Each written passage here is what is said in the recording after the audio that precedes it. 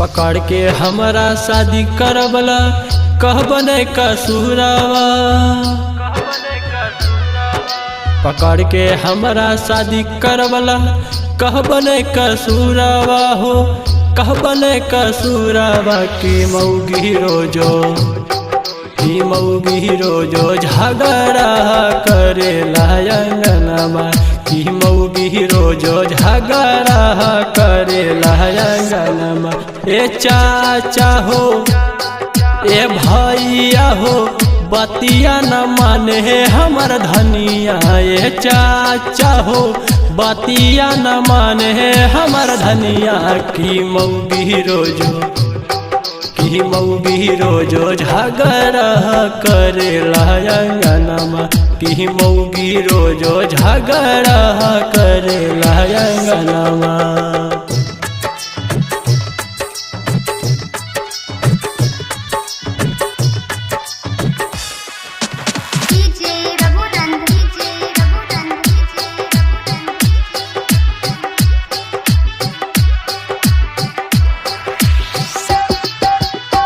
गहुआ के मुखिया सरपंच आके समझावे, भाई लइका बहना कसूर है, बतिया के माने नाऊ कहल झगड़ा हो गलिए हम बेरवा,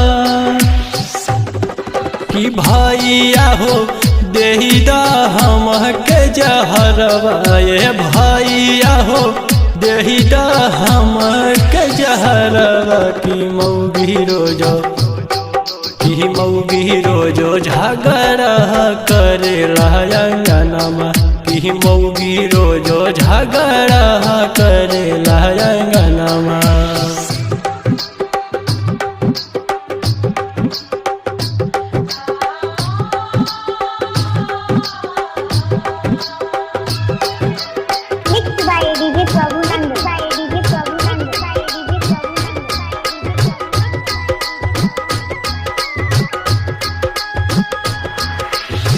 राही के हम पास भाई महजिल बरतन, गोहिनी नायब की परदेश है, गौआ के लोग सब महरल ताना, कहिया खैबै मौगी के हाथ से, कि लछमन भी रहंदार करेले फिक्रिया, कि लछमन जो गिंदारा करिले फिक्रिया।